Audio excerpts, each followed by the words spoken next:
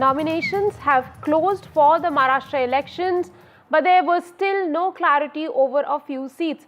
Officially, candidates have not been declared by Mahayuti in 4 seats and by MVA in as many as 11 seats. Let me go over to my colleague Radhika Ramaswamy reporting on the Maharashtra elections from Mumbai. A total of 288 seats, and at the moment we are reporting that Mahayuti has been able to declare 284 seats and MVA 277. Radhika, it's a clear indication of how fraught seat sharing talks have been between parties in both the alliances. That's it. There has been a lot of confusion and chaos over seat sharing talks. We don't know the final seat sharing formula yet, despite last day of nominations concluding no clarity on 11 seats in MVA, no clarity on about 4 in Mahayuti. There are many seats in which more than one candidate from a same alliance have filed for nominations. Many seats in which a disgruntled party member has filed nomination as an independent candidate. So therefore, more negotiations will continue to happen till the end of nomination withdrawal. Some candidates expected to keep pressure tactic on as well. There are a lot of disputed places such as Borivali, where Gopal Shetty is an independent candidate. Mumbai Devi is another place where Sena was fielded, but another BJP candidate has filed for nomination as an independent. Nawab Malik, who was ready to go as an independent, finally managed to get NCP ticket. Mahim is another bone of contention, Bandra East. So there are a lot of seats where there are disputes still arising, but at the moment there are many seats in which candidates have not been officially declared as yet as a result of a lot of confusion. And, in terms of seats, there are multiple candidates vying for the same position. So there could be more negotiations in the upcoming days, and some of the candidates may have to withdraw nomination, especially in seats where more than one leader from the same alliance have filed for nomination. Right. Radhika, do stay on with us because we have still more to discuss with you. Former Maharashtra Minister Nawab Malik on Tuesday filed his nomination papers as NCP candidate from Mankhurd Shivaji Nagar Assembly constituency in Mumbai.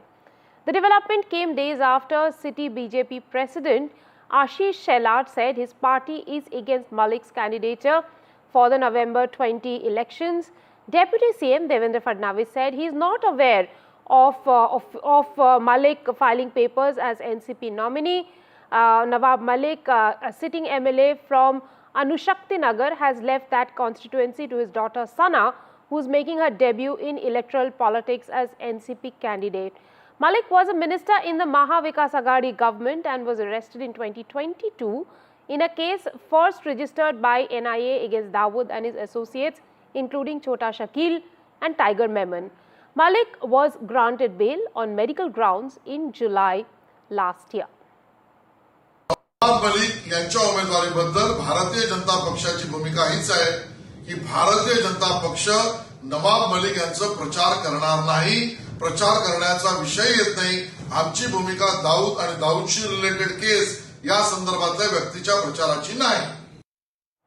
Well, that's Ashish Shelar clearly saying that BJP is not going to back this candidature.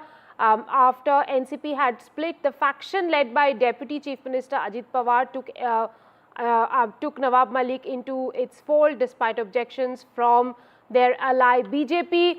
Radhika is still with us. Radhika, would you say there's a clear rift visible in Mahayuti now over Nawab Malik?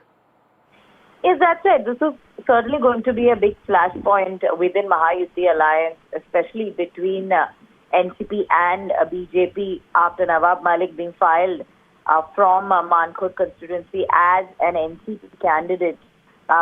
This is not going to go down well with the BJP, and expectedly so, BJP had been opposed to his candidature. They've been very clear on their stand on Nawab Malik's candidature. In fact, Ashish Shelar, they're even declaring that his party will not campaign for Nawab Malik, even though he is now an NCP candidate. BJP has been openly expressing their objection, as far as Nawab Malik's inclusion in Mahayuti alliance is concerned, his position there in the party is concerned, as a result of his alleged links with underworld Don Dawood Ibrahim. Of course, he's out on bail in connection to the money laundering case filed by Enforcement Directorate. But BJP very clear on its stand now that he's been fielded, that's in the last minute by NCP Ajit Pawar. BJP certainly taking objection to it. Very clear that they will not support his candidature, will not campaign for him. But, what next as far as the future of Mahayuti alliance is concerned? Because Devendra Fadnavis was very clear that, Nawab Malik shouldn't be given any place of prominence in the party. But Ajit Pawar certainly defying that and giving him that position. So this is certainly going to widen the rift between BJP and Ajit Pawar NCP. Right, thank you very much, Radhika, for getting us all those details. As the elections draw close, the final day, it was the final day of nomination, but we still don't see consensus over several seats in both the factions. Moving on, Election Commission has rejected Congress's allegations about irregularities in Haryana elections. The Commission has cautioned Congress and other political parties against unfounded and sensational complaints at sensitive junctures like polling and counting days. Irresponsible allegations can lead to public unrest and turbulence, say EC, and the Election Commission has called upon Congress to refrain from baseless allegations election after election. They have called out the party for raising smoke of generic doubts when faced with inconvenient electoral outcomes. Commission has urged Congress to take firm and concrete steps and curb tendency of frivolous complaints. Switching tracks to some other news now, the government expanded the scope of Ayushman Bharat health insurance scheme, with the Prime Minister launching the scheme for all senior citizens above the age of 70 years, irrespective of their income and socio-economic background. During his speech, PM also pointed out that the governments in Delhi and Bengal were blocking the scheme in their states. This has led to a fresh showdown between the Aam Aadmi Party and TMC on one side and the BJP on the other side. TMC and AAP have hit back, calling the centre's scheme flawed and claiming that they have better schemes in place in their states. बहुत बहुत धन्यवाद माननीय प्रधानमंत्री जी, आपका हार्दिक आभार। मैं दिल्ली के 70 साल के ऊपर के जितने बुजुर्ग हैं और पश्चिम बंगाल के 70 साल के ऊपर के जितने बुजुर्ग हैं, उनसे क्षमा मांगता हूं कि मैं आपकी सेवा नहीं कर पाऊंगा। मैं उनसे क्षमा मांगता हूं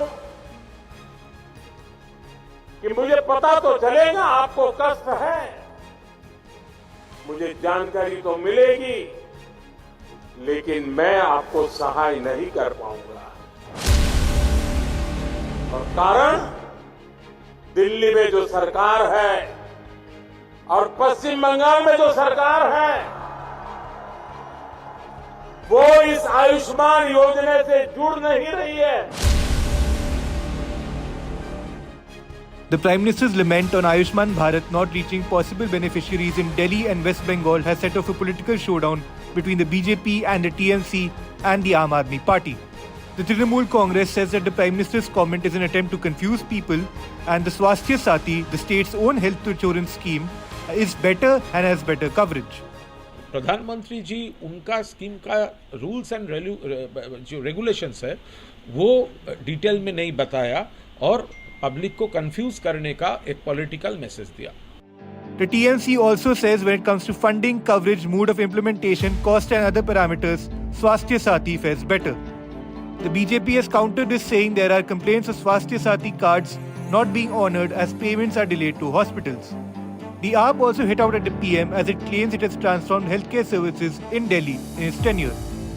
If a person has an income more than 10,000, then he is not entitled to get treatment under the Ayushman scheme. So what's the point in implementing such a scheme? Whereas on the other hand, Delhi government is providing treatment even up to 5 crores. Delhi में अरविंद केजरीवाल नाम की एक भ्रष्टाचारी सरकार बैठी है जो नहीं चाहती कि दिल्ली के बड़े बुजुर्गों की सेवा की जाए. Healthcare costs can be a huge burden for most families in India, and the adversarial positions that both the state and the union government have taken on an important policy initiative like health insurance vis-a-vis the Ayushman Bharat is an indicator that the cooperative federalism that both state and union governments espouse is often absent. Perhaps people should be given the choice to choose between the two schemes and decide which one works better for them. With camera person Aniruddha Tripathi in Kolkata, Saurabh Gupta, NDTV. A dispute between a lawyer and the district judge in a Ghaziabad court led to tensions, with police resorting to mild force to control the situation. No injuries to lawyers were reported. The Bar Association of Ghaziabad has declared strike. Demand for transfer of the police personnel involved in lathi charge. They have also demanded for 2 lakh rupees for treatment of each of the injured advocates. Police registered 2 cases. One case was registered by the police post in charge of the court, and the other case was registered by Central Nazir.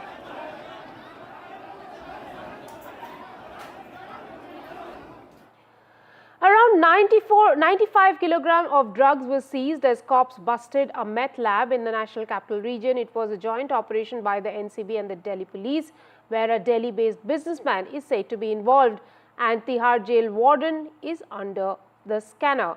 So far, cops have arrested 4 suspects, including the businessman. The narcotics were being manufactured for sale in India and abroad, the cops said. Members of the Mexican drug cartel called Jalisco New Generation, or CJNG, were involved in this operation.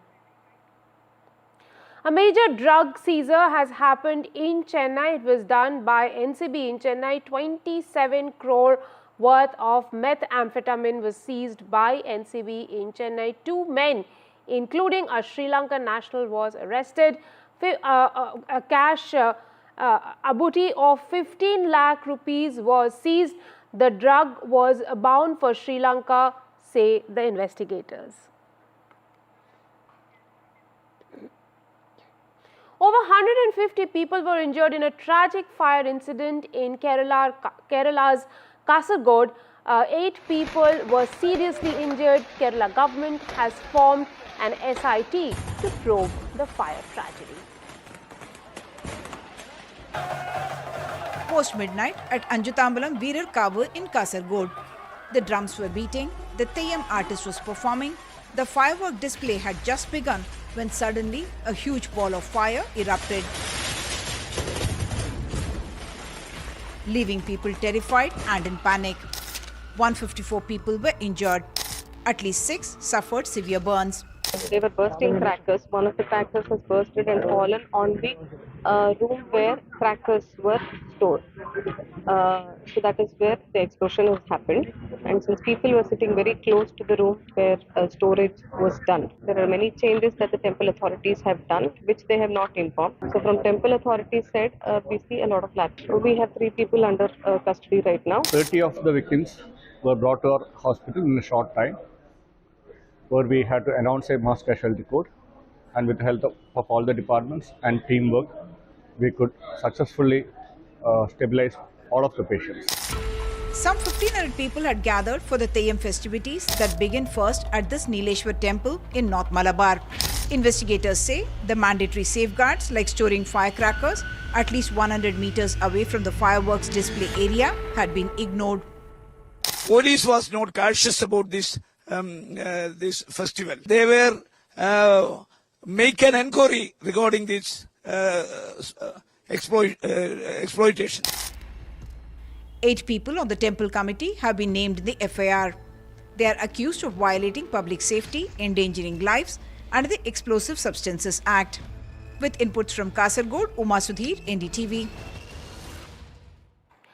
Time for a tiny break on this show. When we come back, there's lots more news on the other side, including some big Diwali announcements. Stay tuned.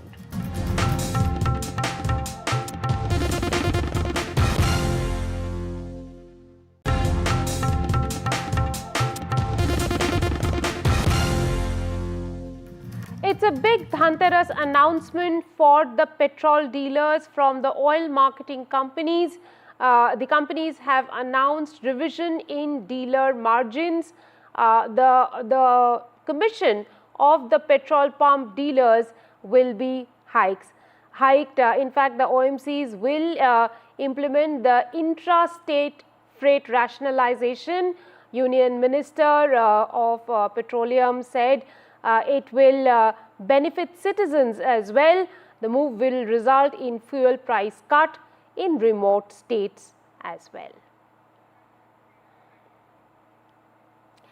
It is the day of Dhanteras and markets are abuzz with Dhanteras festivities. The crowds are flocking to several markets across the country. The Dhanteras rush is there visible despite a rise in price of the gold. The demand has not gone down. Gold and silver prices have jumped considerably despite rise in prices. The heavy sales continue on the day of Dhanteras. It is Dhanteras and we can see the festive spirit on the streets of New Delhi. We can see people are here not just to buy what is auspicious for Dhanteras. We have seen, people really at retail stores buying personalized jewelry, buying their personalized form of the precious metal, be it silver or gold. But we are also seeing people really here buying diyas, buying things to decorate their homes on the auspicious occasion of Dhanteras and of course ahead of Diwali to decorate their homes. So we are going to speak to some people and just see on ground really what are they buying. Ma'am, what are you buying for Diwali and for Dhanteras today? I'm not buying, but I'm being blessed and I'm getting Ganeshi and Lakshmi ji home. Not much, few candles, some hangings, that's it. And some colors for my little one so that she can make rangoli. It is Dhanteras and we can see the festive spirit here. Like never before, we can see the crowds only increase in number. We can see the different items really that you can buy to decorate your homes. It is Dhanteras and ma'am, what are you buying for your home this Dhanteras? Lakshmi Ganesh and इसको क्या कहते हैं बंधनवार है and hatri. Right. These all things. Right. Silver coin. Right. Shopping for Diwali, see? Wow. We are taking our Ganesh ji at home, Lakshmi ji at home. What are you buying for Dhanteras and for Diwali? Some decoratives and home decor and then, Lakshmi Ganeshi. So yeah, that's all. Yeah, right. We have the figurines and the bandavars. So that's the hot selling piece right now. Right. Could you just show it? Sure. Right now, they're buying this piece. Right. We can see the Diwali vibe here really like never before, and we are trying to encapsulate all that for our viewers, be it decoration, or be it retailers, or be it consumers really. And you can see a mixed age group here, from retailers, or whether it's retailers or whether it's consumers. It's really a mixed age group here. But each one sort of personally coming and saying that, look, the traffic, the high prices of the precious metals, nothing is going to stop us from celebrating the festive season and, of course, celebrating Dhanteras and Diwali going ahead. With camera person Karan Patra, Sakshi Bajaj for NDTV.